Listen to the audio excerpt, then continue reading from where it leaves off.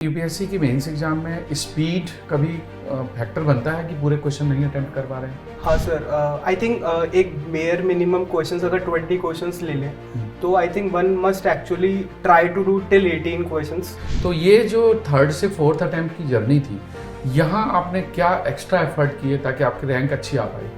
Sir सबसे important ये था कि जब मार्कशीट आई तो उससे एक आइडिया लगा कि which was my loopholes. जैसे I got low marks in sociology. Prelims अब नजदीक आने वाला है and those who are appearing in 2025। Sir एक चीज़ सबसे कांस्टेंट है, वो है प्रीवियस ईयर क्वेश्चंस। अच्छा, लास्ट में एक सवाल और पूछ रहा हूँ Yes, आपको कि how was your experience eight next IAS? दोस्तों, आज हम बात करने वाले हैं प्रियांशु अग्रवाल से। प्रियांशु कम्स फ्रॉम मथुरा और इनकी सिविल सर्विसेज 2024 में रैंक 123 है। प्रियांशु, कॉन्ग्रेचुलेशंस। सर प्रियांशु, आप बीटेक हैं और एनआईटी इलाहाबाद से आपने बीटेक किया है, बीटेक मैकेनिकल से, और फिर आपने सोशियोलॉजी सब्जेक्ट ऑप्ट करा। तो मैकेनिकल छोड़ करके सोशियोलॉजी में इंटरेस्ट कैसे आया? सर लाइक मैकेनिकल के एग्जाम्स होते थे, उसमें सब्जेक्ट्स थे जैसे मशीन डिज़ाइन था या फिर मैन्युफैक्चरिंग था। तो सर एक चीज़ पता चला कि जब स्टार्टिंग में मैकेनिकल से स्टार्ट किया था और इन द मीन टाइम थोड़े ह्यूमैनिटीज़ के सब्जेक्ट एक्सप्लोर करे, और सर एक ऑब्जर्वेशन आया कि जितना टाइम मशीन डिज़ाइन ले रहा उतने पे पूरा सोशियोलॉजी कंप्लीट हो गया।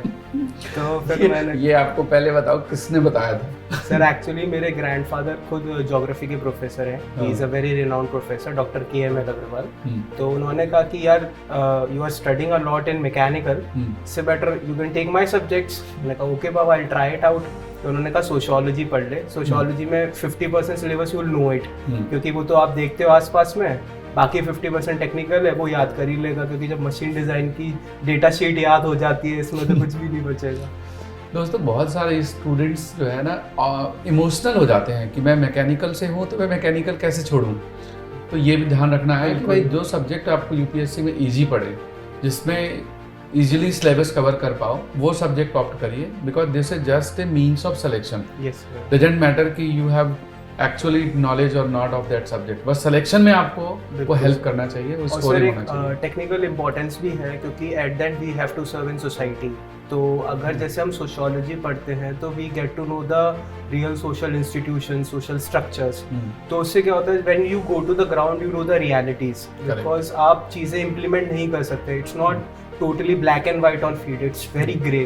तो जब आपको सोशल स्ट्रक्चर्स का आइडिया होता है तो you can actually connect with the people, and then when you do good for them they actually accept it. तो सोशियोलॉजी से एक वो एज भी मिलता है sir. yesterday I did an interview जिसमें वो बीटेक भी इंजीनियरिंग से हैं और उन्होंने इंजीनियरिंग ऑप्शनल को कंटिन्यू करा।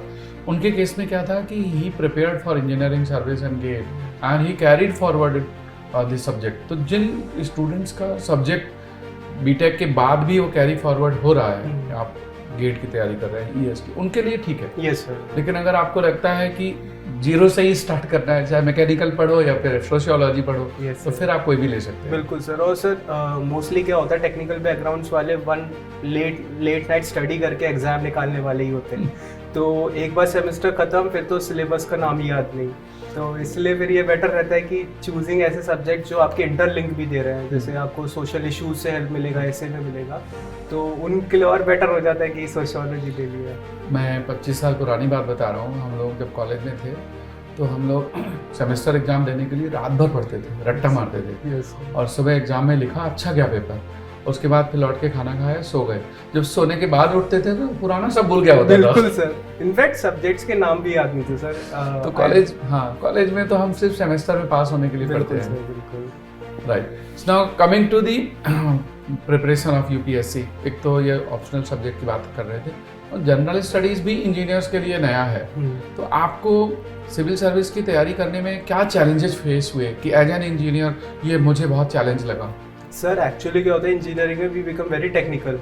वी वांट कि ये हो रहा है तो क्यों हो रहा है, तो we have that edge of questioning कि ये फिनोमेना है, ये कैसे हो रहा है।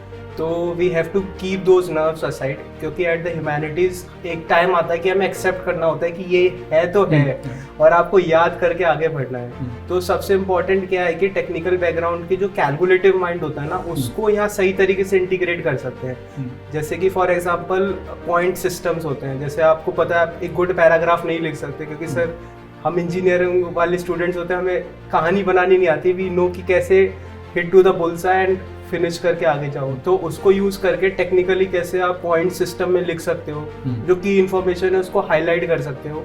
तो ये इंजीनियरिंग से जो हेल्प मिलता है हमें, इसको इंटीग्रेट करके हम ओवरकम कर सकते हैं जो वीकनेस एज एन टेक्निकल को नॉन टेक्निकल में आके लगता है। और दूसरा जैसे बीइंग एन इंजीनियर, कुछ आपको एक तो हो गया कि तो एनालिटिकल और कैलकुलेशन आपके बहुत अच्छे होंगे, तो उसने सीसैट में भी हेल्प करा होगा। बिल्कुल सर, बिल्कुल। और सर सीसैट ही नहीं, प्रीलिम्स में बहुत हेल्प हो जाता है। फॉर एग्जांपल जैसे game of probability at the end आता ही है। अगर हम एक देखें जनरल के lump sum cut off, if we catch around 90 to 100, that means 50 odd correct. तो अगर आप 30 करेक्ट आते हो, that means 60 marks. At the end जब वो 40 मार्क्स के लिए है, तो दैट प्रोबेबिलिटी गेम्स हेल्प, क्योंकि वी हैव दोज एज की वी अंडरस्टैंड कि इसमें रिस्क लेंगे 50% probability, if we know 2, if we know 3, we know 75%। तो इससे ये होता है कि वो आप एज से कैरी ऑन कर जाते हो, आप वो रिस्क टेकर बन जाते हो, and therefore engineers are shining in UPSC sir. Great. This was your fourth attempt, और आपका थर्ड अटेम्प्ट में 442 रैंक था, एंड एज यू टोल्ड कि आपको आरएमएस मिला था, और इस बार आपका 123 रैंक है। तो ये जो थर्ड से फोर्थ अटेम्प्ट की जर्नी थी, यहाँ आपने क्या एक्स्ट्रा एफर्ट किए ताकि आपकी रैंक अच्छी आ पाई? सर सबसे इम्पोर्टेंट ये था कि जब मार्कशीट आई तो उससे एक आइडिया लगा कि which was my loopholes. जैसे I got low marks in sociology, उसके अलावा सर आई कुड रिकॉग्नाइज कि there is an edge of catching 5-10 marks हर जीएस के पेपर में। तो सोशियोलॉजी के लिए sir I met a professor of sociology who were earlier evaluating the copies. तो आई आस्क्ड हर कि what is the approach, what you look upon to the answer. So she said कि we need कि आप interest लाओ copy में। आजकल sir एक fix pattern बन जाता है और लोग उसी से आंसर्स लिखते चले जाते हैं। जैसे सोशियोलॉजी में क्या होता है कि everybody starts with the definition, then everybody writes 4 points and then 4 criticism and ends the answer. So she said कि after reading 2-3 copies, I know कि this will be coming up, and the marks started gradually reducing from my end. So she said कि if you can bring something new and if you can use sociological vocabulary, तो बहुत अच्छा मेरे को लगता है। तो उन्होंने कहा आप कुछ मत करो, अभी जैसे पहले जो साइंटिस्ट जो सोशियोलॉजिस्ट थे, डर्कहाइम, मार्क्स, वो सब कोट कर रहे हैं, आप पोस्ट मॉडर्निस्ट अप्रोच ला के देखो, एक नई जो आज के टाइम की अप्रोच है। तो जब आप उन चीज़ों को ऐड करोगे तो आपके अच्छे मार्क्स आएंगे। तो आई थिंक वही छोटे छोटे चेंजेस इस अटेम्प्ट में help me. Very good suggestion and very good observation which you have made. आगे हम बात करते हैं, जैसे जनरल स्टडीज़ में भी बहुत सारे थ्योरेटिकल सवाल होते हैं, तो क्या यूपीएससी की मेंस एग्जाम में स्पीड कभी फैक्टर बनता है कि पूरे क्वेश्चन नहीं अटेम्प्ट कर पा रहे हैं, क्योंकि 20 क्वेश्चन सारे अटेम्प्ट करने हैं आपको? हाँ सर, आई थिंक एक बेयर मिनिमम क्वेश्चंस अगर 20 क्वेश्चंस ले लें तो I think one must actually try to do till 18 questions. हाँ, आप 1-2 क्वेश्चंस का लीवे लेके उसको यूज कर सकते हो जो उस टाइम से, कि वैल्यू एडिशन आप और क्वेश्चंस में कर सको। उसके लिए क्या है कि आप लोग जैसे फॉर द टाइमिंग अभी क्या हो गया कि विद इन्फोडेमिक कि सबके पास इंफॉर्मेशन टू मच है, और सर फॉर एग्जाम्पल आप बात कर रहे हो Telegram is like floating all the information. तो आज के टाइम पे क्या है कि आपको वेरी चूजी होना पड़ेगा, आपको अपने रिसोर्सेज स्ट्रिक्ट करने पड़ेंगे और उनसे वैल्यू एडिशन करके आंसर्स में रिफ्लेक्ट करना पड़ेगा। तो ये एक्सेस इंफॉर्मेशन अवेलेबल होना भी एक तरह से नुकसान कर रही है कि आप उसमें से कैसे सही और गलत को चूज करो कि which is useful, what to use. अच्छा, ऐसे पेपर में सोशियोलॉजी से कोई हेल्प मिली आपको? बिल्कुल sir, like sociology is full of very good jargons. So sociology में जैसे वर्ड्स होते हैं जो सुन के बड़े इंटरेस्टिंग होते हैं। फॉर एग्जांपल जैसे हम ये पढ़ते हैं कि Durkheim's theory of sacred and profane, तो उसमें एक कॉन्सेप्ट दिखाता कि कोविड के टाइम कोरोना देवी टेम्पल बनाया था तमिलनाडु में। तो वो जो सोशियोलॉजी से ये चटपटे टाइप के एग्जाम्पल्स है, तो जब ऐसे पे डालते हो ना तो you started getting that confidence कि हाँ यार, पढ़ने वाले को कुछ मिर्च मसाला मिलेगा, and may be will be giving you full marks. Very good. During the time of interview क्या उस समय आपसे कोई मैकेनिकल के बैकग्राउंड से सवाल पूछे गए, कोई ऐसे एरिया जो इंजीनियरिंग से रिलेट करते हैं? Sir there was a passing reference, but वो भी अप्लाइड पार्ट पे था। इट वॉज नॉट डायरेक्टली कि मैकेनिकल के कॉन्सेप्ट पूछे हो, it was more of like कि जो मैकेनिकल एस्पेक्ट्स यूज हो रहे हैं, आपको क्या उनकी नॉलेज है, are you aware of it. तो बस एक पासिंग बाय रेफरेंसेस टच कर रहे थे, but then they were not asking technical. और जिनसे भी पूछा इफ वन सेज नो, तो फिर वो उसमें ज़्यादा घुसते नहीं है, जो एक कॉमन ऑब्जर्वेशन आया है सर। Very good. प्रियांशु, कोई ऐसा एरिया हो जो आपको टफ लगा हो, जो आप सोचते हैं कि यहाँ मुझे स्ट्रगल करना पड़ा था, तो वो कोई ऐसा एरिया आप शेयर करना चाहें कि ये मुझे परेशानी हुई थी, यहाँ पर स्टूडेंट प्रिकॉशन ले? सर सबसे इम्पोर्टेंट ये है कि एक फेज आता है, जैसे मैंने खुद 4 अटेम्प्ट्स थे, तो फर्स्ट अटेम्प्ट में I clear pre, but second में प्री भी नहीं निकला था। तो एक फेज आता है when you start isolating yourself, आप सोचते हो कि preparation is everything.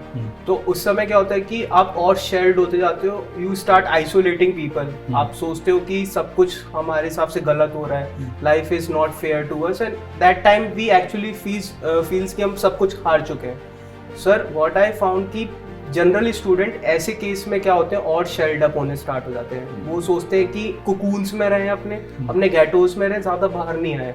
But I think that is the best time when they can talk to the mentors. Correct. और वो मेंटल हेल्थ का जैसे आजकल अवेयरनेस आ रहा है, और जैसे आजकल काउंसलर्स की फैसिलिटीज होते हैं, मेंटर्स होते हैं, in fact if they can openly talk to them, so they will find those comfort zone. क्योंकि आज के टाइम सर अगर आप मेंटली कंफर्ट हो, then only you can push your limits. Right. तो दैट इज माय एक तो talking to the mentors, teachers, या फिर most important you should be in touch with your parents also. बिल्कुल sir, keep on talking to them because they are the best friends. बिल्कुल sir. And the preparation is generally what we have observe कि इस journey में कि generally क्या होता है, group started segregates की, अगर एक का निकलता जाता है तो उनका एक इंक्लूसिव ग्रुप बनता है। आप फिर सोचते हो कि अब मैं उस ग्रुप में नहीं जा पाऊंगा, मैं उनके पास एक्सेसिबल नहीं हो पाऊंगा, तो आप क्या करते हो, सामने से एफर्ट्स छोड़ देते हो। I think we should not lose on friendship. और सबसे बेस्ट क्या है कि अगर आपके पास कुछ नहीं है, आपको बहुत अच्छा फैकल्टीज हेल्प मिलता है। आप फैकल्टी से आके पर्सनली बात करोगे, I am 100% sure no faculty will say no. Right. आप अगर बात करोगे, if you will open it out, तो आपके सारे स्ट्रेसेस दूर हो सकते हैं। Right. You come from Mathura.